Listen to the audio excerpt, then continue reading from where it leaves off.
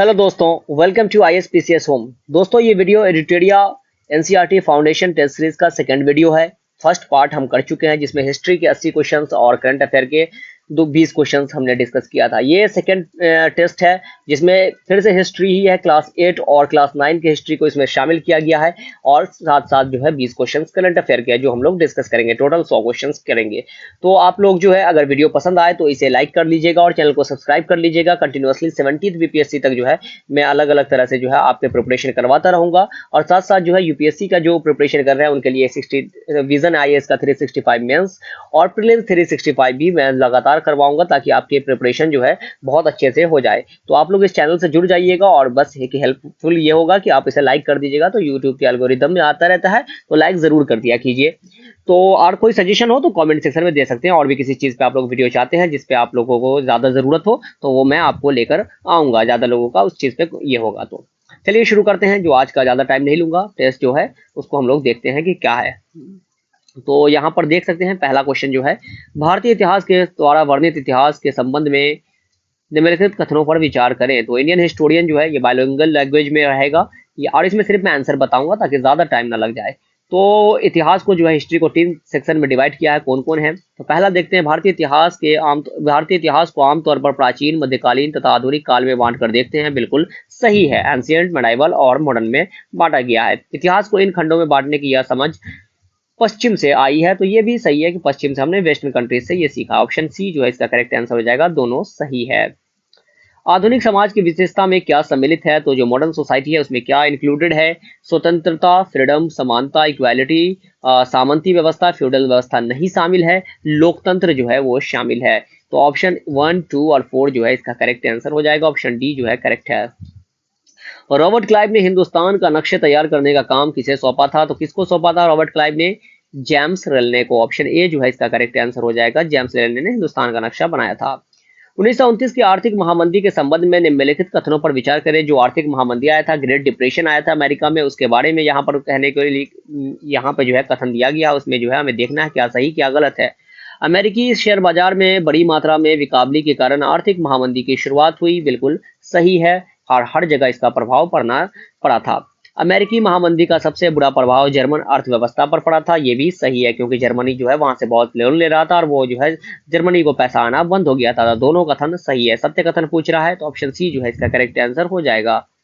Next है 1946 में दिल्ली में हुए पुलिस हड़ताल का मुख्य कारण क्या था? तो इसका मुख्य कारण था कम वेतन, खराब भोजन। दोनों कारण मुख्य कारण थे। ऑप्शन सी जो है इसका करेक्ट आंसर हो जाएगा और इसको देखकर जो है अब बाकी जगह भी ये हड़ताल शुरू हो गया था।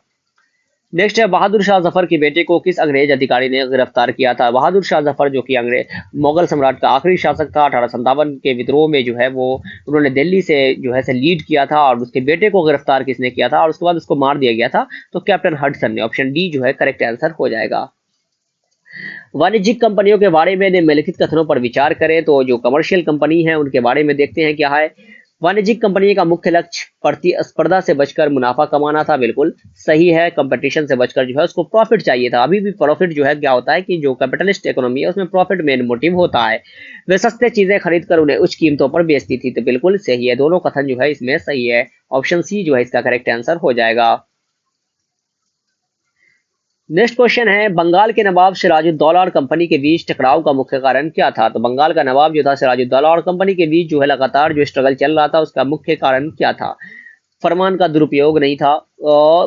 फ्रांसीसियों के साथ हुगली पर बंगाल का राजस्व, फरमान का दुरुपयोग। ऑप्शन ए जो है वो करेक्ट आंसर हो जाएगा। जो 1717 में फर्रुखशियार ने फरमान दिया था बंगाल में जो है फ्री ट्रेड का ब्रिटिश को, उसका जो है दुरुपयोग कर रहे थे ये लोग और भी निजी तौर पे जो है ये लोग जो है क्या करते थे, ट्रेड करना शुरू कर दिए थे जिसका जो है जिसकी वजह से लगातार टकराव हो रहा था इनके बीच में।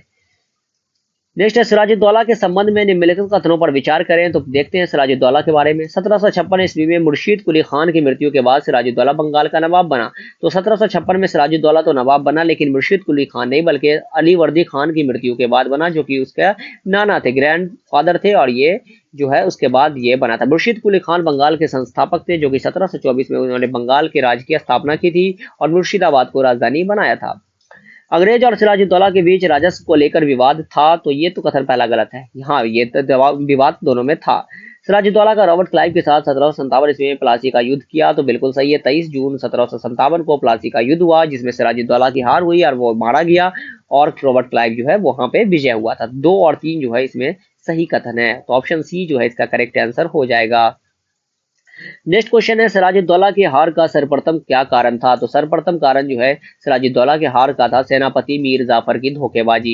ऑप्शन सी जो है करेक्ट हो जाएगा। कहा जाता है कि युद्ध कभी जमीनी स्तर पर लड़ाई नहीं किया, पहले ही सेनापति जो था मीर जाफर वो कॉन्स्पायरेसी कर लिया था अंग्रेजों के साथ और उसके साथ मिल गया था। उसमें उसकी सिराजुद्दौला की आंटी भी शामिल थी जिसका नाम था घसीटी बेगम, अमीर चंद वगैरह शामिल थे, और सिराज ये लड़ाई लड़ने से पहले ही जीत लिया गया, और उसके बाद जो है बंगाल का इसको नवाब बना दिया गया था। पलाशी के युद्ध के पश्चात उत्पन्न परिस्थितियों के संदर्भ में निम्नलिखित कथनों पर विचार करें। कंपनी ने बंगाल का प्रशासन नहीं संभाला क्योंकि इसका मुख्य उद्देश्य व्यापार फैलाना था, तो ये कथन बिल्कुल सही है। उसको क्यों जिम्मेदारी लेगा? अकाउंटेबिलिटी रिस्पॉन्सिबिलिटी लेना नहीं चाहता था, वो सिर्फ रेवेन्यू कलेक्शन करना चाहता था, सिर्फ दीवानी राइट लेना चाहता था। सिराजुद्दौला को मार दिया गया और मीर कासिम बंगाल का नवाब बनना, ये जो है गलत है, क्योंकि सिराजुद्दौला को मार तो दिया गया लेकिन मीर कासिम नहीं, बल्कि मीर जाफर जो है बंगाल का नवाब बना। मीर कासिम बाद में 1760 में नवाब बना था बंगाल का, मीर जाफर को हटाकर। तो केवल एक कथन जो है सही है, ऑप्शन ए जो है इसका करेक्ट आंसर हो जाएगा। असत्य कथन पूछ रहा है तो ऑप्शन बी जो है इसका आंसर हो जाएगा, केवल 2 असत्य इसमें। वर्ष 1764 की बक्सर की लड़ाई के समय बंगाल का नवाब कौन था? तो 1764 में बक्सर के समय बंगाल की लड़ाई के समय जो है बंगाल का नवाब कौन था?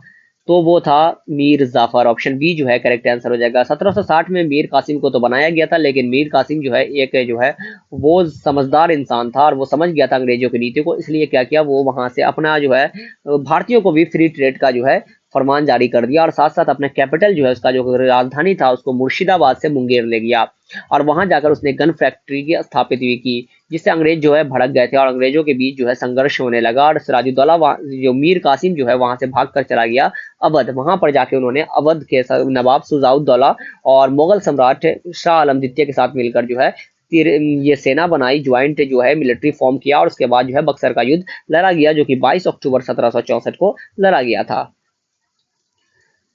बक्सर के युद्ध के संबंध में निम्नलिखित कथनों पर विचार करें। बक्सर की लड़ाई केवल अंग्रेज और मीर कासिम के बीच हुई, गलत। अभी अभी बताया है कि अवध का नवाब शुजाउद्दौला और शाह आलम द्वितीय भी इसमें शामिल था, मुगल सम्राट। बक्सर के युद्ध के पश्चात मुगल सम्राट ने कंपनी को बंगाल के दीवानी और फौजदारी अधिकार दे दिए, तो नहीं, दीवानी और फौजदारी अधिकारी नहीं, फौजदारी नहीं दिया था, सिर्फ दीवानी दिया था। बंगाल, बिहार, उड़ीसा का 12 और 16 अगस्त को जो है इलाहाबाद की संधि हुई थी, और उसी में जो है 12 अगस्त को जो है ये फरमान जो है ये दे दिया था दीवानी राइट शाह आलम ने। तो इसमें जो ऑप्शन सत्य कथन पूछ रहा है तो कोई भी नहीं है, ना 1 ना 2। नेक्स्ट है, सहायक संधि के संदर्भ में निम्नलिखित कथनों पर विचार करें। तो सब्सिडियरी अलायंस के बारे में पूछ रहा है कि क्या सही है क्या गलत है। सहायक संधि अपनाने वाली रियासतों को अपनी स्वतंत्र सेना रखने का अधिकार नहीं होता था, इंडिपेंडेंट मिलिट्री नहीं रख सकता था, सही है।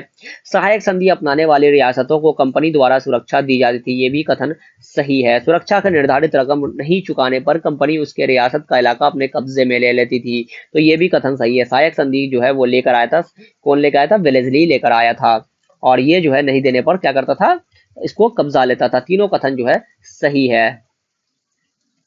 हैदर अली की मृत्यु किस आंग्ल मैसूर युद्ध में हुई थी? तो ये जो है किस आंग्ल मैसूर युद्ध में हुई थी? प्रथम आंग्ल मैसूर युद्ध, द्वितीय आंग्ल मैसूर युद्ध, तृतीय आंग्ल मैसूर युद्ध, या चतुर्थ आंग्ल मैसूर युद्ध? तो हैदर अली की जो है मृत्यु जो है वो किस आंग्ल मैसूर युद्ध में हुई थी? तो ये जो हुई थी वो हुई थी आपको द्वितीय आंग्ल मैसूर युद्ध। हैदर अली जो है 1782 ईस्वी में जो है हैदर अली की मृत्यु हुई द्वितीय आंग्ल मैसूर युद्ध के समय।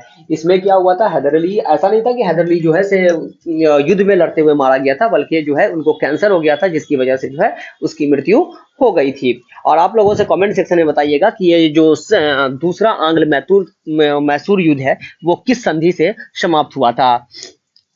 नेक्स्ट क्वेश्चन है, टीपू सुल्तान ने अंग्रेजों के खिलाफ निम्न में से कौन सा कदम उठाए? तो टीपू सुल्तान ने कौन सा कदम उठाया जो अपने पिता हैदर अली की मृत्यु के बाद उसने कमान संभाल लिया था? 1786 ईस्वी में टीपू सुल्तान ने अपने रियासतों के अंतर्गत पड़ने वाले बंदरगाह से चंदन की लकड़ी, काली मिर्च और इलायची का निर्यात रोक दिया। तो ये कथन गलत है, ऐसा कुछ नहीं किया था, निर्यात नहीं रोका था। उसने फ्रांसीसी व्यापारियों के साथ घनिष्ठ संबंध विकसित किए, बिल्कुल सही है। फ्रांसीसी जैकोबियन क्लब का मेंबर बना, ट्री ऑफ लिबर्टी भी लगाया। उसके बाद जो है इसने जो है ये चीज और फ्रांसीसियों के साथ संबंध बनाया था। ऑप्शन 2 जो है वो करेक्ट है। फ्रांसीसियों की मदद से अपनी सेना का आधुनिकरण भी किया, मॉडर्नाइजेशन भी किया मिलिट्री का, तो दोनों कथन सही है। 2 और 3 जो है इसमें सही है। ऑप्शन बी जो है करेक्ट आंसर हो जाएगा। नेक्स्ट क्वेश्चन है 1799 में टीपू के हार के परिणाम के संबंध में निम्नलिखित कथनों पर विचार कीजिए। 1799 में चतुर्थ आंग्ल मैसूर युद्ध, जो फोर्थ एंग्लो मैसूर वॉर था, उसमें टीपू हार गया और मारा गया। उसमें पूछा जाता है श्रीरंगपट्टनम की रक्षा करते हुए टीपू मारा गया, बिल्कुल सही है। वोडियार राजवंश के हाथों में मैसूर की सत्ता सौंप दी गई, बिल्कुल सही है। मैसूर पर सहायक संधि थोप दी गई, तो तीनों कथन जो है वो सही है। ऑप्शन डी जो है इसका करेक्ट आंसर हो जाएगा। सर्वोच्चता की नीति किसके द्वारा आरंभ की गई थी? तो सर्वोच्चता की नीति जो आरंभ की गई थी वो की गई थी लॉर्ड हेस्टिंग्स। ये वर्ड लॉर्ड हेस्टिंग्स है, वॉरेन हेस्टिंग नहीं है, लॉर्ड हेस्टिंग है, जो कि जिन्होंने पेशवासिप को समाप्त किया था, जिनके अंडर में जो है जब गवर्नर जनरल थे तो पिंडारियों का दमन हुआ था।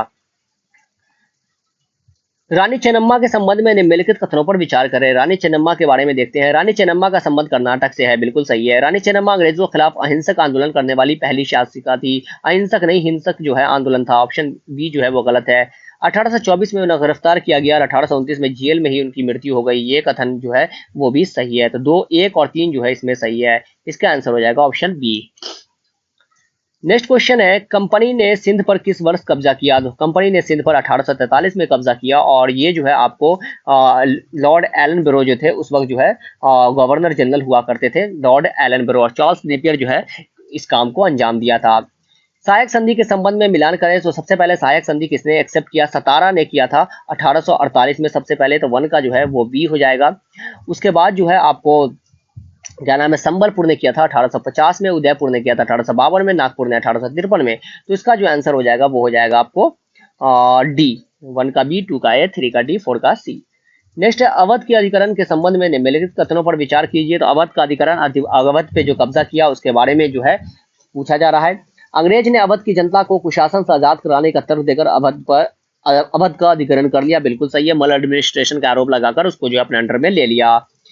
और बहादुर शाह जो वहाँ बहादुर शाह कह रहा हूँ नवाब वाजिद अली शाह जो वहाँ के नवाब थे, उसको जो है कैद करके जो है जेल में डाल दिया गया। और वो हर वक्त जो है जेल पे लिखते, ये क्वेश्चन भी पूछा गया कि दरो दीवार पे हसरत की नजर रखते हैं, खुश रहो अहले वतन, हम तो सफर करते हैं, ये बात किसने कही है? तो ये बात नवाब वाजिद अली शाह ने कही थी। अवध पर 1801 ईस्वी में सहायक संधि थोप दी गई थी, ये बिल्कुल सही है। जनता अवध के नवाब से परेशान थी, अंततः उन्होंने अधिकरण का विरोध बड़े स्तर पर नहीं किया, बिल्कुल गलत है।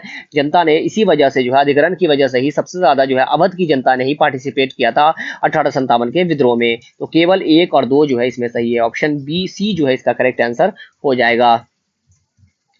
नेक्स्ट क्वेश्चन है गवर्नर जनरल वॉरेन हेस्टिंग द्वारा लागू किए गए न्याय व्यवस्था के निम्नलिखित विशेषताएं थी। तो क्या क्या विशेषता थी गवर्नर जनरल वॉरेन हेस्टिंग, जो कि पहले गवर्नर जनरल ऑफ बंगाल थे, उसके बारे में है। हर जिले में 2 अदालत बनाई गई, फौजदारी अदालत और दीवानी अदालत, ये सही है।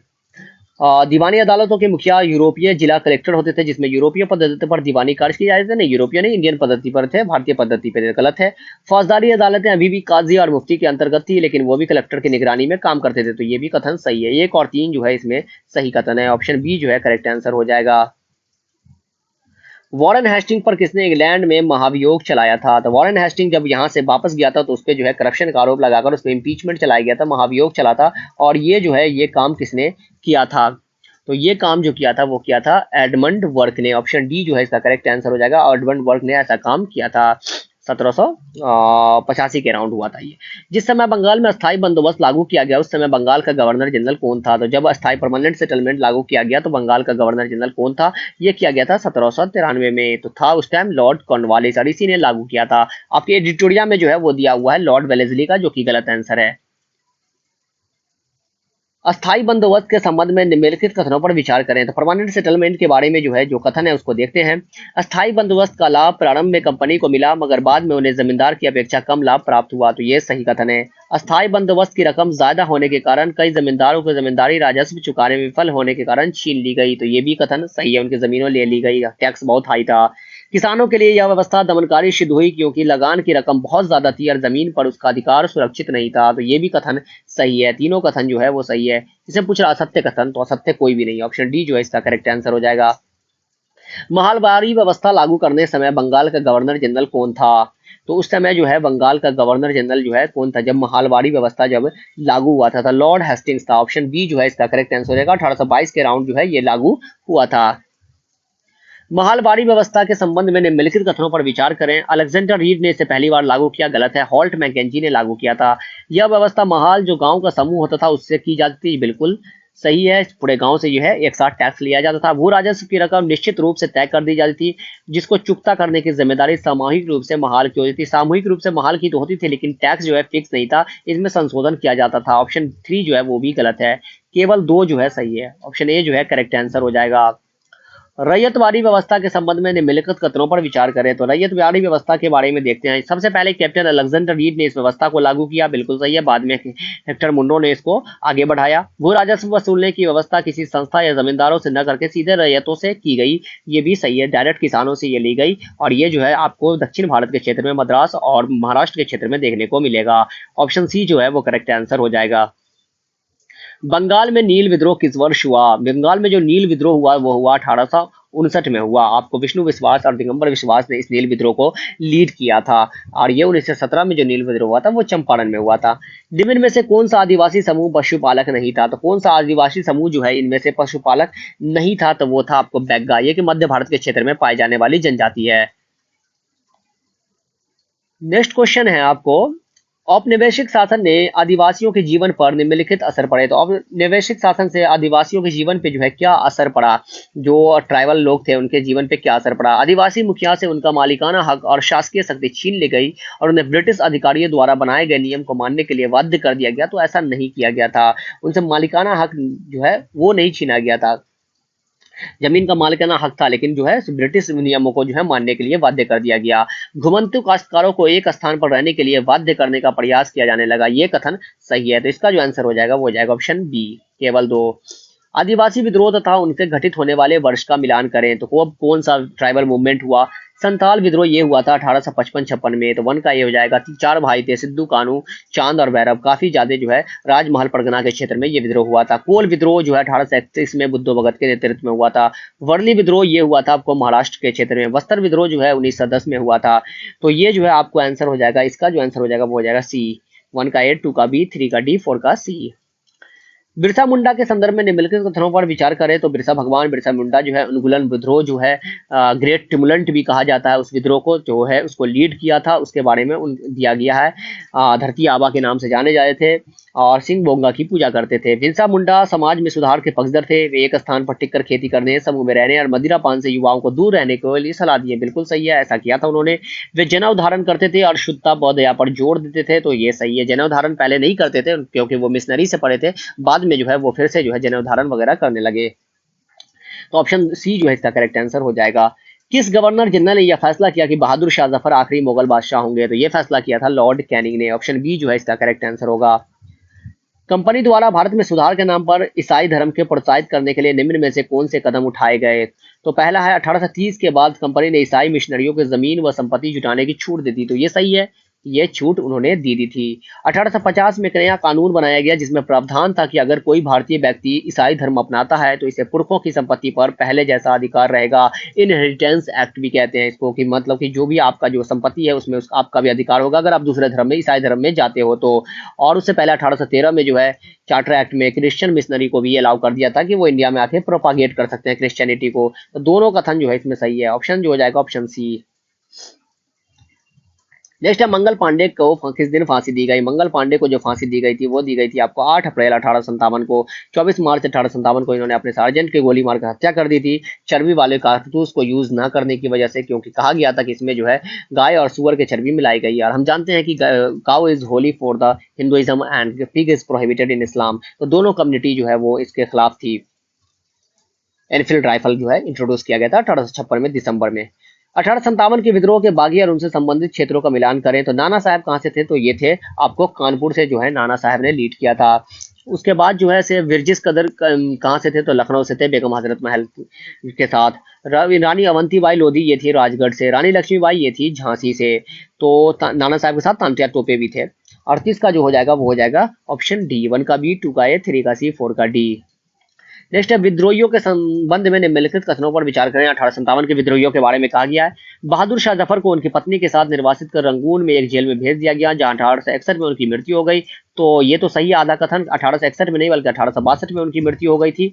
और ये 1857 का विद्रोह 10 मई 1857 को मेरठ से शुरू हुआ और लोग जो है से दिल्ली पहुंचकर उन्होंने बहादुर शाह जफर को लीडर घोषित कर दिया था। बख्त खान जो है इनको लीड कर रहे थे।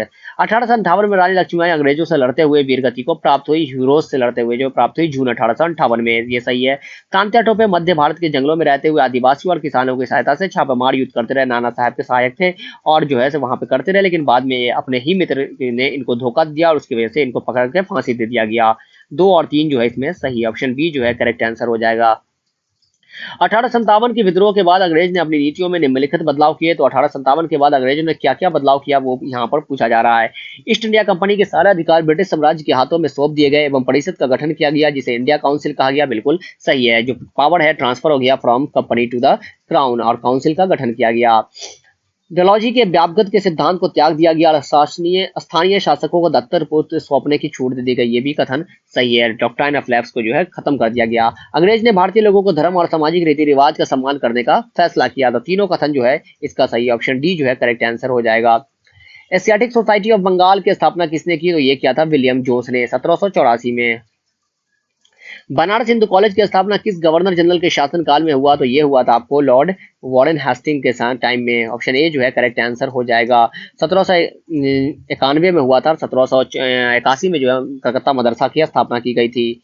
मैकाले की मिनट्स के आधार पर किस वर्ष अंग्रेजी शिक्षा का अधिनियम पारित किया गया? तो ये किया गया था 1835 में, जो अंग्रेजी शिक्षा पर जोर दिया गया था कि जो है से आपको एजुकेशन जो है अंग्रेजी में देना चाहिए। नेक्स्ट है 1854 के उड्स डिस्पैच के संबंध में निम्नलिखित कथनों पर विचार कीजिए। तो उड्स डिस्पैच के बारे में पूछा जा रहा है, जो कि मैग्ना कार्टा कहा जाता है एजुकेशन के फील्ड में। उड की नीति पत्र में यूरोपीय शिक्षा में भारतीयों के नैतिक चरित्र उत्थान का तर्क दिया गया। तो सही है कि इंडिया का जो है ये जो नीति है, जो यूरोपीय शिक्षा जो है, वेस्टर्न एजुकेशन जो है, इससे जो है इंडिया का जो है मॉरल जो है कैरेक्टर का जो है इंक्रीज होगा, मॉरल कैरेक्टर इंप्रूवमेंट होगा। वुड की नीति पत्र के आधार पर 1854 में सरकारी विभाग का गठन किया गया ताकि शिक्षा संबंधी सभी मामले पर सरकार का नियंत्रण किया जा सके, ये भी सही है। इस दस्तावेज में अंग्रेजी शिक्षा का एक व्यवहारिक लाभ आर्थिक क्षेत्र में भी बताया गया था। तीनों कथन जो है वो सही है, ऑप्शन डी जो है इसका करेक्ट आंसर हो जाएगा। महात्मा गांधी के शिक्षा संबंधी विचारों के संबंध में निम्नलिखित कथनों पर विचार कीजिए। तो महात्मा गांधी के बारे में यहाँ पर जो है पूछा गया है। महात्मा गांधी अंग्रेजी शिक्षा के खिलाफ थे, बिल्कुल थे। उनके मुताबिक अंग्रेजी शिक्षा भारतीयों को अपाहिज बना देगी और उन्हें अपने सामाजिक परिवेश से काट देगी, ये भी सही है। उनके अनुसार पढ़ने और लिखने की क्षमता पा लेना ही शिक्षा नहीं है। तो तीनों कथन जो है ये भी सही है, ऑप्शन डी जो है इसका करेक्ट आंसर हो जाएगा। नेक्स्ट है टैगोर की शिक्षा संबंधी विचारों के संबंध में कौन सा कथन सही है? तो टैगोर, रविन्द्रनाथ टैगोर के बारे में देखते हैं। टैगोर अंग्रेजी शिक्षा पद्धति से खुश नहीं थे, बिल्कुल सही है। उनके अनुसार सृजनात्मक शिक्षा केवल प्राकृतिक परिवेश में ही प्रोत्साहित किया जा सकता है, तो ये भी सही है कि जो है नेचुरल इन्वायरमेंट में ही आपको ये शिक्षा मिल सकती है। टैगोर आधुनिक पश्चिमी सभ्यता और भारतीय परंपरा के श्रेष्ठ तत्वों का सम्मिश्रण चाहते थे, तो ये भी सही है कि टैगोर जो है इंटरनेशनलाइजेशन के जो है पक्ष में थे। तो तीनों कथन जो है वो सही, ऑप्शन डी जो है करेक्ट आंसर हो जाएगा। सती शब्द का क्या अर्थ होता है? तो इसका अर्थ होता है सदाचारी महिला, ऑप्शन सी जो है करेक्ट है। और ये राजा राम मोहन राय के प्रयासों से जो है 1829 में विलियम बेंटिक ने इस पे प्रतिबंध लगा दिया था। राजा राम मोहन राय के संबंध में निम्नलिखित कथनों पर विचार करें। उन्हें कोलकाता में ब्रह्म समाज की स्थापना की 1829 में। राजा राम मोहन राय पश्चिमी दिशा शिक्षा के प्रचार में पक्ष में थे और उनका मानना था कि सभी को पश्चिमी शिक्षा लेनी चाहिए। राजा मोहन राय ने विधवा महिलाओं के समर्थन में विधवा विवाह के पक्ष में कानून बनाने की मांग की। ऐसी मांग उन्होंने कुछ ऐसा नहीं किया था, तो ऑप्शन 1 और 2 जो है सही, सती के खिलाफ ज्यादा उन्होंने ये मांग उठाई थी और ये जो है राजा राम मोहन राय को राजा की उपाधि अकबर द्वितीय ने दी थी। केवल 1 और 2 जो है इसमें सही है, ऑप्शन सी जो है करेक्ट आंसर हो जाएगा। नेक्स्ट है प्राचीन ग्रंथों का हवाला देकर किसने समाज सुधार की पहल की? तो वो किया था राजा राम मोहन राय, जो है इनको पहला जो है प्रथम मैन कहा जाता है, फादर ऑफ इंडियन रेनासा कहा जाता है। विधवा विवाह का कानून किस गवर्नर जनरल के शासनकाल में पारित किया गया? तो ये किया गया लॉर्ड कैनिंग के कार्यकाल में। 1856 में जो है विडोडी मैरिज एक्ट पारित हुआ। ईश्वर चंद्र विद्यासागर ने इसमें काफी प्रयास किया था। लड़कियों के लिए स्कूल खोलने वाले सुधारक व उनके क्षेत्र का मिलान करें। तो लड़कियों के लिए जो स्कूल खोले थे उनके बारे में है। ईश्वर चंद्र विद्यासागर की बात करें तो ये कलकत्ता से थे। ज्योतिबा फूले महाराष्ट्र में, आर्य समाज जो है पंजाब में, भोपाल की बेगम अलीगढ़ में। तो इसका जो आंसर हो जाएगा वो हो जाएगा ऑप्शन डी, 1 का बी, 2 का ए, 3 का सी, 4 का डी। निम्नलिखित कथनों पर विचार करें। ताराबाई शिंदे ने स्त्री पुरुष तुलना नाम की किताब प्रकाशित की, तो बिल्कुल सही है। पंडित रमाबाई ने हिंदू धर्म में उपस्थित लगभग सभी जातियों के हिंदू महिलाओं की दुर्दशा पर किताब लिखी, तो नहीं, सभी जातियों पे ऐसा किताब उन्होंने नहीं लिखा था। ऊंची जाति में जो है वो जो महिला की दुर्दशा थी उस पर किताब लिखा था। केवल एक जो है इसमें सही, ऑप्शन ए जो है करेक्ट आंसर हो जाएगा। बाल विवाह निषेध अधिनियम किस वर्ष पारित किया गया? ये किया गया 1929 में। ऑप्शन सी जो है करेक्ट है कि बाल विवाह जो है उस पर रोक लगाया गया कि लड़की की उम्र 18 और लड़के की उम्र 16 से कम नहीं होनी चाहिए। तो 18 साल का जो है लड़का और 16 साल की लड़की। जातीय उन्मूलन के लिए काम करने के लिए परमहंस मंडली का गठन किस वर्ष किया गया? तो परमहंस मंडली का गठन जो है वो किया गया था 1848 के करीब किया गया था। यहाँ पे 40 है आंसर में तो कर सकते हैं, लेकिन 1848 मुझे एक्यूरेट लगता है। ये आत्माराम पांडुरंग वगैरह ने किया था। सॉरी। जाति सुधार आंदोलन के संबंध में निम्न कथनों पर विचार करें। सतनामी आंदोलन की शुरुआत घासीदास ने पश्चिम भारत में की, तो ये जो है गलत है। सतनामी आंदोलन की शुरुआत जो है वो घासीदास ने जो है पश्चिम भारत में नहीं बल्कि मध्य भारत में किया था। पूर्वी बंगाल में हीरादास ठाकुर के मतुआ पंथ ने चंडाल काश्तकारों के बीच काम किया, तो ये कथन जो है वो सही है। तो केवल दो जो है इसमें सही कथन है। हीरादास ठाकुर याद आया, सूर्यवंशम। ओरु जाति ओरु मतम ओरु देवम मनुष्यानु, मानवता की एक जाति एक धर्म एक ईश्वर, यह किसका कथन है? ये कथन है श्री नारायण गुरु का, कि सभी जाति एक है, किसी से भेदभाव नहीं करना चाहिए। गुलामगिरी पुस्तक के रचना ज्योतिराव फुले ने किस वर्ष की थी? तो ये किया था उन्होंने 1877 में। सत्यशोधक समाज की स्थापना इन्होंने की थी। ऊंची जाति के खिलाफ ही था। महाराष्ट्र के क्षेत्र में था। प्रार्थना समाज की स्थापना की गई। प्रार्थना समाज की स्थापना की गई 1867 में आत्माराम पांडुरंग के द्वारा। भारत में आर्म्स एक्ट किस वक्त पारित किया गया? तो ये किया गया था 1878 में लॉर्ड लीटन के टाइम में, जिसने वर्नाकुलर प्रेस एक्ट भी पारित किया था।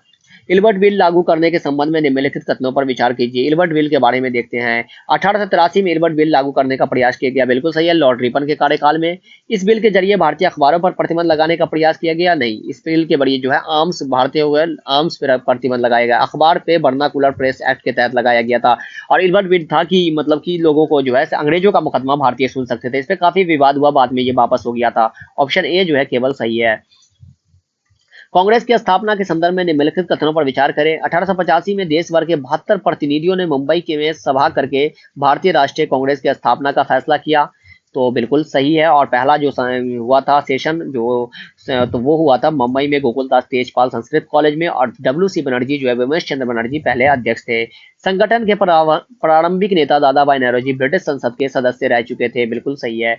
सेवानिवृत्त यानी retired British officer A.O.. Hume की कांग्रेस की स्थापना में महत्वपूर्ण भूमिका थी, इन्होंने यह स्थापना करवाई थी और ये पहले सेक्रेटरी भी थे। तो ऑप्शन तीनों जो है वो करेक्ट हो जाएगा। ऑप्शन डी जो है इसका करेक्ट आंसर है। स्वराज की मांग सर्वप्रथम किसने की थी? तो वो की थी गर्मपंथियों ने, एक्सट्रीमिस्ट ने। अंग्रेज ने बंगाल विभाजन पीछे क्या तर्क दिया था? तो वो दिया था प्रशासनिक सुविधा के लिए, कि बहुत बड़ा है बंगाल, इसको प्रशासन में जो है से वो सही से नहीं कर पाते। लॉर्ड कर्जन ने ये अनाउंस किया था 20 जुलाई 1905 को, जिसको लेकर जो है स्वदेशी दिवस जो है वो मनाया गया। 7 अगस्त 1905 को स्वदेशी मूवमेंट स्टार्ट हो गया, इसीलिए स्वदेशी दिवस हम उस दिन मनाते हैं। और जो है 16 अक्टूबर 1905 को जो है ये जो है बंगाल विभाजन लागू कर दिया गया, जिस दिन सभी ने राखी दिवस मनाया था। 1917 में घटित रूसी क्रांति से प्रमुख रूप से कौन से विचार निकलकर संपूर्ण विश्व में फैले? तो वो फैला था समाजवाद का विचार, सोशलिज्म का विचार। 1919 के पश्चात राष्ट्रीय आंदोलन में जन भागीदारी बढ़ने का निम्नलिखित कारण थे, तो क्या कारण था 1919 के बाद जो है ये जो है आपको आंदोलन बढ़ने का, राष्ट्रीय आंदोलन बढ़ने का? प्रथम विश्व युद्ध के पश्चात महंगाई में तेजी से बढ़ोतरी, परिणाम स्वरूप जनता रिस्ट थी, बिल्कुल सही है, बहुत परेशानी थी जनता, बहुत महंगाई बढ़ गई थी। 1917 की रूसी क्रांति देख लिया था कि कैसे भी किसको बड़े से बड़े साम्राज्य को हटाया जा सकता है। गांधी जी के सत्याग्रह अहिंसा का विचार की बिना अहिंसा के भी कैसे अपनी बातों को मनाया जा सकता है, ये गांधी जी ने दिया था। तीनों जो है वो कथन सही है। ऑप्शन डी जो है करेक्ट आंसर हो जाएगा। रॉलेट एक्ट के संबंध में निम्नलिखित कथनों पर विचार कीजिए। 1919 में सिडनी रॉलेट की अध्यक्षता में यह एक्ट आया था, और इसमें जो है बिना कानून, बिना अपील, बिना दलील और बिना वकील कानून कहा गया, काला कानून कहा गया। और यह कानून जो है किसी को भी डाउट के आधार पे अरेस्ट कर सकते थे, शक के आधार पे। यह कानून अभिव्यक्ति की स्वतंत्रता जैसे मूलभूत अधिकार पर अंकुश लगाने और पुलिस को ज्यादा अधिकार देने के लिए लागू किया गया था, बिल्कुल सही है। रॉलेट एक्ट के विरोध में शुरू किया गया रॉलेट सत्याग्रह ब्रिटिश सरकार के खिलाफ पहला वकील भारतीय संघर्ष था, ऑल इंडिया लेवल पे ये पहला था। 6 अप्रैल 1919 को जो है गांधी जी ने अनाउंस किया था रॉलेट सत्याग्रह का था। दोनों कथन जो है इसमें सही है। ऑप्शन सी जो है इसका आंसर हो जाएगा। असहयोग आंदोलन के संबंध में निम्नलिखित कथनों पर विचार करिए। यह खिलाफत आंदोलन के बाद प्रारंभ हुआ, फिर दोनों को एक साथ जोड़ दिया गया, तो बिल्कुल सही है, खिलाफत आंदोलन के साथ प्रारंभ हुआ था। खिलाफत आंदोलन जो है 1919 में हुआ था, और ये जो हुआ था वो हुआ था 1 अगस्त 1920 को जलियांवाला बाग के खिलाफ। और उसी दिन जो है 1 अगस्त 1920 को तिलक का देहांत हो गया था। और ये जो है खिलाफत आंदोलन शौकत अली मोहम्मद अली भाई दोनों ने भारत में शुरू किया था। असहयोग आंदोलन की मांग मुख्य स्वराज थी और गांधी जी ने कहा भी था Swaraj with in a year. इससे बड़ी मात्रा में सरकारी संस्थाओं का बहिष्कार किया, उपाधियां लौटाई गई और विदेशी कपड़ों की होली जलाई गई। तो कथन सही है, गांधी जी ने केसरी हिंद का टाइटल और रविन्द्रनाथ टैगोर ने नाइटहुड का टाइटल वापस कर दिया था। तो तीनों कथन जो है वो सही है, ऑप्शन डी जो है करेक्ट आंसर हो जाएगा। पंजाब में सिख की अकाली आंदोलन का मुख्य उद्देश्य क्या था? तो ये था कि अंग्रेजों की सहायता से गुरुद्वारा में जमे बैठे भ्रष्ट महंतों को हटाना। 1929 में पारित पूर्ण स्वराज प्रस्ताव से संबंधित निम्नलिखित कथनों पर विचार कीजिए। तो जो कंप्लीट जो है इंडिपेंडेंस का रेजोल्यूशन पास हुआ था उसके बारे में कहा जा रहा है। सुभाष चंद्र बोस की अध्यक्षता में यह प्रस्ताव पारित किया गया, बिल्कुल गलत है। जवाहरलाल नेहरू की अध्यक्षता में लाहौर सेशन में रावी नदी के तट पर यह प्रस्ताव पारित किया गया था। इस प्रस्ताव के आधार पर 26 नवंबर 1930 को पूरे देश में स्वतंत्रता दिवस मनाया जाएगा, नहीं 26 नवंबर नहीं 26 जनवरी को। और जो है इसी वजह से हमने अपने संविधान को भी 26 जनवरी को लागू किया। तो दोनों कथन जो है इसमें गलत है। भगत सिंह के संबंध में निम्नलिखित कथनों पर विचार करें। भगत सिंह के बारे में देखते हैं। भगत सिंह ने वर्ष 1924 को दिल्ली स्थित फिरोज शाह कोटला में हिंदुस्तान सोशलिस्ट रिपब्लिकन एसोसिएशन की स्थापना की। गलत है, 1924 नहीं 1928 में चंद्रशेखर आजाद के साथ मिलकर इन्होंने ये किया था। एचआरए हिंदुस्तान रिपब्लिकन एसोसिएशन 1924 में स्थापित हुआ था।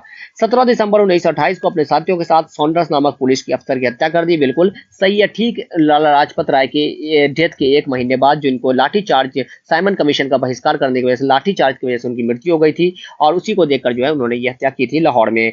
1929 ईस्वी में केंद्रीय विधान परिषद में बम फेंका, तो 8 अप्रैल 1929 को ये बम फेंका और उसके बाद गिरफ्तारी दी, लेकिन उनको जो है लाहौर कॉन्स्पायरेसी के थ्रू 23 मार्च 1931 को इनको राजगुरु और सुखदेव को जो है फांसी दे दी गई। तो इसका जो कथन हो जाएगा केवल 2 और 3 जो है वो सही है। नेक्स्ट क्वेश्चन है, राष्ट्रीय आंदोलन से संबंधित निम्नलिखित कथनों पर विचार करें। तो देखें 1935 का गवर्नमेंट ऑफ इंडिया एक्ट में प्रांतीय स्वायत्तता का प्रावधान किया गया, सही है। प्रोविंशियल ऑटोनॉमी दी गई, जो डायरकी थी उसको 1919 में लागू की गई थी उसको समाप्त कर दी गई, डायरकी जो है सेंटर में लागू कर दिया गया। 1937 में प्रांत विधायकों के चुनाव में कांग्रेस को 11 में से 7 प्रांतों में कांग्रेस की सरकार बनी, ये भी सही है, जो कि 28 महीने चली। तो दोनों कथन जो है सही, ऑप्शन सी जो है करेक्ट आंसर हो जाएगा। किस वर्ष मुस्लिम लीग ने स्वतंत्र राज्य की मांग करते हुए एक प्रस्ताव पारित किया था? तो ये क्या था 1940 में लाहौर सेशन में, जिसके अध्यक्ष थे मोहम्मद अली जिन्ना। और इससे पहले जो है द्विराष्ट्र राष्ट्र का सिद्धांत जो है आपको अल्लामा इकबाल ने दिया था। और सबसे पहले पाकिस्तान शब्द जो है रहमत अली ऑक्सफोर्ड का एक छात्र था जिसने एक पैम्पलेट बंटवाया था, उसने उस पैम्पलेट में लिखा था नाउ और नेवर, और वी टू लिव और पेरिश फॉर एवर, और इसी में जो है ये बात पाकिस्तान की बात कही गई थी। सुभाष चंद्र बोस के संबंध में निम्नलिखित कथनों पर विचार करें। तो नेताजी के बारे में देखते हैं। वे समाजवादी विचार वाले नेता थे, बिल्कुल सही है। उन्होंने आजाद हिंद फौज का नेतृत्व किया, बिल्कुल सही है। दोनों कथन जो है सही है। फॉरवर्ड ब्लॉक की भी स्थापना इन्होंने 1939 में की थी। भारतीय इतिहास में दर्ज बर्बर प्रत्यक्ष कार्रवाई दिवस मुस्लिम लीग द्वारा कब प्रारंभ किया गया? तो ये किया गया था 16 अगस्त 1946 को। ऑप्शन डी जो है करेक्ट आंसर है। मॉन्टेस्क्यू के संबंध में निम्नलिखित कथनों पर विचार करें। बहुत बड़े विचारक थे, बहुत बड़े फिलोसफर थे। इसने the spirit of the knowledge नामक पुस्तक की रचना की, बिल्कुल सही है। इस पुस्तक में सत्ता के शक्ति के विभाजन की बात लिखी गई है, ये भी सही है कि जो है सत्ता 3 भागों में विभाजित होना चाहिए, जैसे लेजिस्लेटिव, एग्जीक्यूटिव और जुडिशरी, जो कि हमारा अभी है गवर्नमेंट। ऑप्शन डी जो है इसका, ऑप्शन सी जो है इसका करेक्ट आंसर हो जाएगा। फ्रांस की नेशनल असेंबली के संबंध में निम्नलिखित कथनों पर विचार करें। तो नेशनल असेंबली के बारे में देखते हैं। 1791 के संविधान ने कानून बनाने का अधिकार नेशनल असेंबली को सौंप दिया, बिल्कुल सही है। नेशनल असेंबली अप्रत्यक्ष रूप से चुनी जाती थी, ये भी कथन सही है। इनडायरेक्ट इलेक्शन था। 25 वर्ष से अधिक उम्र वाले सभी नागरिक को वोट देने का अधिकार था, नहीं सभी को नहीं था, कुछ ही लोगों का था जिनके पास जो है जो 3 दिन के लेबर के जो होता है उसके उतना टैक्स अगर पे कर सकते हैं तो उनको अधिकार था, सबको नहीं था। एडल्ट फ्रेंचाइज का नहीं था। इंडिया में एडल्ट फ्रेंचाइज है, आर्टिकल 326 में सभी 18 वर्ष के लोग वोट दे सकते हैं। तो केवल 1 और 2 जो है इसमें सही है, ऑप्शन सी जो है करेक्ट हो जाएगा। फ्रांस के राष्ट्रगान के संबंध में निम्नलिखित कथनों पर विचार करें। तो देखें इसका नेशनल एंथम के बारे में। फ्रांस के राष्ट्रगान का नाम मर्सिले है, बिल्कुल सही है। यह गीत पहली बार स्वयंसेवियों ने पेरिस की ओर कूच करते हुए गाया था। तो दोनों कथन जो है सही, ऑप्शन सी जो है करेक्ट आंसर हो जाएगा। यूरोपीय समाजवाद के संदर्भ में निम्नलिखित कथनों पर विचार करें। तो वेस्टर्न सोशलिज्म के बारे में देखते हैं क्या है। यहाँ पर समाजवाद निजी संपत्ति के विरोधी थे, बिल्कुल सही है। प्राइवेट प्रॉपर्टी के अगेंस्ट थे। कोऑपरेटिव यानी सामूहिक उद्यम समाजवाद का ही एक स्वरूप है, सभी का प्रॉपर्टी है, कोऑपरेटिव सोसाइटी के साथ थे। मार्क्स का मानना था कि औद्योगिक समाज पूंजीवादी समाज है, तो जो इंडस्ट्रियल जो सोसाइटी है वो एक कैपिटलिस्ट है। तीनों कथन सही है, मार्क्स का ये मानना था। इन्होंने अपनी पुस्तक दास कैपिटल और कम्युनिस्ट मैनिफेस्टो में इन्होंने ये बात कही थी। ऑप्शन डी जो है करेक्ट आंसर है। खूनी रविवार के संबंध में निम्नलिखित कथनों पर विचार करें। ब्लडी संडे के बारे में देखते हैं। यह घटना वर्ष 1917 में घटी जब मजदूर को एक दल जार के महल के सामने विरोध प्रदर्शन करते हुए पहुंचा। तो ये जो है वो सही नहीं है। 1905 में हुआ था और ये जार जो है रशिया का राजा था। मजदूर कार्य अवधि घटाकर 8 घंटे करने, वेतन वृद्धि और कार्य स्थिति में सुधार की मांग कर रहे थे। तो ये कथन सही है और उन पर फायरिंग हुई थी। तो कथन 2 जो है वो सही है। ऑप्शन बी जो है करेक्ट आंसर हो जाएगा। नेक्स्ट क्वेश्चन है, जर्मनी के आर्थिक संकट से निकालने के लिए अमेरिकी सरकार ने कौन सी योजना बनाई? तो वो बनाई थी डॉप्स योजना। ऑप्शन बी जो है करेक्ट आंसर हो जाएगा। तो ये था 80 क्वेश्चन हिस्ट्री से। अब जो है करंट अफेयर का क्वेश्चन है उसको हम लोग देख लेते हैं। विश्वविद्यालय अनुदान आयोग द्वारा हाल ही में मूल्य प्रवाह 2.0 दिशा निर्देश जारी किए गए हैं। मूल्य प्रवाह 2.0 दिशा निर्देश के संदर्भ में निम्नलिखित में से कौन सा सही है? तो ये जो सही है, इसका उद्देश्य उच्च शिक्षा संस्थान में नैतिक प्रथाओं और मानवीय मूल्यों को बढ़ावा देना है।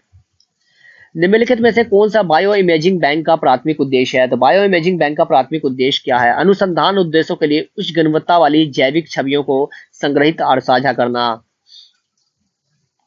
नेक्स्ट है, हाल ही में रक्षा अनुसंधान और विकास संगठन जैसे कि डीआरडीओ द्वारा विकसित काउंटर ड्रोन सिस्टम के संदर्भ में निम्नलिखित कथनों पर विचार कीजिए। काउंटर ड्रोन सिस्टम जो डेवलप किया है डीआरडीओ ने उसके बारे में है।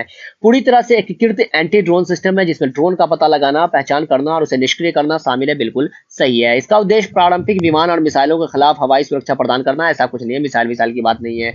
यह लंबी दूरी का पता लगाने और ट्रैकिंग के लिए रडार सिस्टम का उपयोग करता है। ये सही है। 1 और 3 जो है इसमें सही है। इसका केवल 2 हो जाएगा। ऑप्शन बी जो है 2 कथन सही है। भारतीय न्याय संहिता 2023 के संदर्भ में निम्नलिखित कथनों पर विचार कीजिए। नए न्याय संहिता के बारे में है। भारतीय न्याय संहिता की धारा 106 क्लॉज 2 हिट एंड रन मामलों में अधिकतम 10 साल की सजा और जुर्माने का प्रावधान करती है। ये जो है वो कथन सही है। धारा 106 2 के एक जमानती प्रावधान के रूप में जाना जाता है जो जमानत की संभावना की अनुमति देती है। तो नहीं, गैर जमानती है। ऑप्शन बी जो है वो गलत है। ऑप्शन ए जो है केवल सही है। निम्नलिखित में से किस अनाज का भारत का सबसे बड़ा उत्पादक और निर्यातक है? तो वो है चावल का, राइस का। ऑप्शन सी जो है वो करेक्ट है। विकसित भारत संकल्प यात्रा के संदर्भ में निम्नलिखित कथनों पर विचार करें। विकसित भारत यात्रा के बारे में, यह तकनीकी नवाचार, पर्यावरणीय स्थिति और सामाजिक समानता के प्रति सामूहिक प्रतिबद्धता का प्रतीक है। नहीं, ऐसा नहीं है। गवर्नमेंट का जो वेलफेयर स्कीम वगैरह है उसके बारे में वह अवेयरनेस फैलाने की बात है। विकसित भारत संकल्प यात्रा के दौरान पीएम गरीब कल्याण अन्न योजना और दीनदयाल अंत्योदय योजना पर फोकस किया जा रहा है। तो ये करेक्ट है। ऑप्शन 2 जो है वो करेक्ट आंसर हो जाएगा। भारत में अल्पसंख्यक शिक्षण संस्थान के संदर्भ में निम्नलिखित कथनों पर विचार करें। तो जो माइनॉरिटी एजुकेशनल इंस्टीट्यूट है उसके बारे में पूछ रहा है। भारत में शैक्षणिक संस्थानों में अल्पसंख्यक चरित्र शब्द का तात्पर्य अल्पसंख्यक समुदाय में प्रवेश पाने वाले छात्रों की संख्या से है। नहीं, ये जो माइनॉरिटी के बारे में बात है जो कॉन्स्टिट्यूशन में रिलीजियस और लिंग्विस्टिक माइनॉरिटी है उसके बारे में, न कि संख्या के बारे में।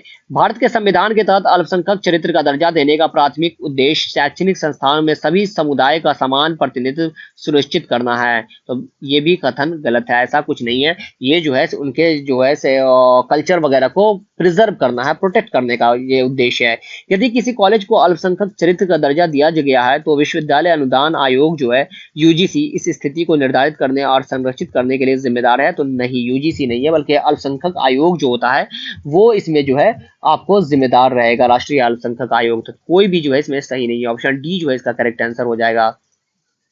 निम्नलिखित में से कौन सा निकाय देश के बीच कानूनी विवाद को निपटाने और संयुक्त राष्ट्र महासभा, संयुक्त राष्ट्र सुरक्षा परिषद और विशेष एजेंसियों द्वारा संदर्भित कानूनी प्रश्नों पर सलाहकार राय देने के लिए जिम्मेदार है? तो वो है अंतर्राष्ट्रीय न्यायालय, ICJ, international court of justice. इसका हेडक्वार्टर हेग नीदरलैंड में है और इसमें टोटल 15 जज होते हैं और इसका टेन्योर होता है, कार्यकाल होता है 9 साल का। अभी जो chief justice of international court of justice है वो है नवाब सलाम जो कि लेबनान से हैं। नेक्स्ट है, विमानन में उड़ान ड्यूटी समय सीमा एफडीटीएल का उद्देश्य निम्नलिखित में से कौन है? तो एफडीटीएल का उद्देश्य जो है वो क्या है? तो वो है चालक दल के सदस्यों के ड्यूटी पर रहने के कुल समय को सीमित करने के लिए, जिसमें उड़ान और गैर उड़ान दोनों कर्तव्य शामिल हैं। ऑप्शन बी जो है करेक्ट आंसर है। निम्नलिखित में किस राज्य में ईगल नेस्ट वन्य जीव अभ्यारण्य है? तो यह है अरुणाचल प्रदेश में। ऑप्शन बी जो है करेक्ट है। लगातार चौथी बार बांग्लादेश के प्रधानमंत्री के रूप में कौन शपथ लेगा? तो वो लेंगी शेख हसीना।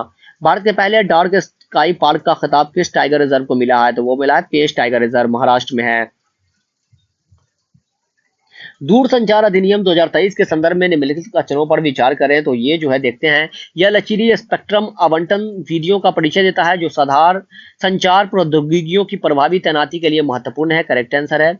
अधिनियम बाजार की सघनता को कम करने और निष्पक्ष प्रतिस्पर्धा को समर्थन करने के लिए कार्यात्मक पृथक्करण को बढ़ावा देता है, ये भी सही है। अधिनियम सार्वजनिक आपात स्थितियों के दौरान सरकार को महत्वपूर्ण शक्तियां देने से रोकता है, जिसमें नागरिक की गोपनीयता सुरक्षित रहती है। तो ऐसा नहीं है, सुरक्षित नहीं रहती है गोपनीयता, प्राइवेसी जो है नहीं रहती है। तो ऑप्शन 1 और 2 जो है सही, ऑप्शन ए जो है करेक्ट आंसर है। स्वच्छ सर्वेक्षण पुरस्कार के संदर्भ में निम्नलिखित कथनों पर विचार करें। तो ये जो है आपको स्वच्छ सर्वेक्षण के बारे में देखते हैं। स्वच्छ सर्वेक्षण भारत के शहरों और कस्बों में स्वच्छता, सफाई और स्वास्थ्य रक्षा का वार्षिक सर्वेक्षण है, तो बिल्कुल सही है। स्वच्छ सर्वेक्षण के तहत शहरों के मूल्यांकन के लिए अपशिष्ट प्रबंधन में सामुदायिक भागीदारी और व्यवहार परिवर्तन कुछ प्रमुख फोकस क्षेत्र में से एक है। तो ये जो है आपको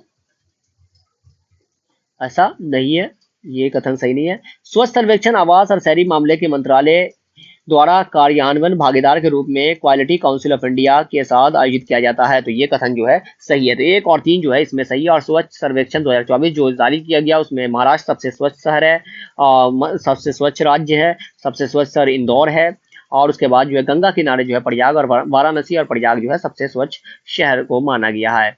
ग्रीन फ्यूल्स अलायंस GFI के संदर्भ में निम्नलिखित कथनों में से कौन सा कथन सही है? तो ये कौन सा कथन जो सही है वो देखते हैं। गठबंधन का लक्ष्य भारत को हरित हाइड्रोजन उत्पादन और निर्यात में वैश्विक नेता के रूप में स्थापित करना, बिल्कुल सही है ग्रीन हाइड्रोजन के फील्ड में। यह डेनमार्क और भारत के बीच एक गठबंधन है, बिल्कुल सही है। हरित ईंधन प्रौद्योगिकी पर संयुक्त अनुसंधान और विकास परियोजना को सुविधाजनक बनाना GFAI में शामिल सहयोग में कुछ प्रमुख क्षेत्र हैं। तो तीनों कथन जो है इसका करेक्ट आंसर हो जाएगा। निम्नलिखित पर विचार करें, इसके लिए ठंडी जलवायु की आवश्यकता होती है, देखते हैं। आदर्श विकास तापमान 18 से 30 डिग्री सेल्सियस की सीमा के भीतर आता है। इसमें तटस्थ pH वाली अच्छी जल निकासी वाली दोमट मिट्टी में उगाया जाता है। यह हल्की ठंड को सहन कर सकता है लेकिन अत्यधिक गर्मी को प्रति संवेदनशील है। तो ये जो है फसल कौन सा है? तो ये है दाल, ऑप्शन बी जो है करेक्ट आंसर हो जाएगा। निम्नलिखित कथनों पर विचार करें, तो ISTM के बारे में है। ISTM जो है Indian science technology and engineering facility map is a national web portal for sharing research and development facilities. तो ये जो है आपको सही कथन है। समावेश project launched by ISTM is a wellness initiative where communities engage in collective activities promoting physical and mental well-being for all members। ऐसा नहीं है, ऑप्शन 2 जो है वो गलत है। तो केवल एक जो है इसका सही है जाएगा, ऑप्शन ए। नेक्स्ट क्वेश्चन है, बंगाल की खाड़ी में Krishna Godavari basin deep sea project किसके द्वारा संचालित किया जा रहा है? तो ये किया जा रहा है ONGC के द्वारा। PM मोदी ने 27वें राष्ट्रीय युवा महोत्सव का उद्घाटन किस शहर में किया? तो ये किया था उन्होंने नासिक में, ऑप्शन बी जो है करेक्ट आंसर हो जाएगा। भारतीय नौसेना का बहुराष्ट्रीय अभ्यास मिलन 24 का आयोजन कहाँ किया गया? तो इंडियन नेवी का जो है ये एक्सरसाइज है बहुराष्ट्रीय मिलान 24, और ये कहाँ हुआ? विशाखापट्टनम में। अभी जो है नेवी के प्रमुख कौन बन गए हैं वो कमेंट करके आप लोग बताइएगा। अभी रिसेंट अपॉइंटमेंट हुआ है, अभी जो है आर्मी चीफ भी बने हैं उपेंद्र द्विवेदी, और नेवी का आप लोग बताइएगा। तो इस तरह से ये 100 क्वेश्चन जो है हमने डिस्कस किया, और अगर सेशन पसंद आया हो तो इसे लाइक कर दीजिएगा और चैनल को सब्सक्राइब कर लीजिएगा, और शेयर कर सकते हैं तो कर दीजिएगा। तो that's all for the day. Thank you and have a nice day. See you in the next session. Till then good bye.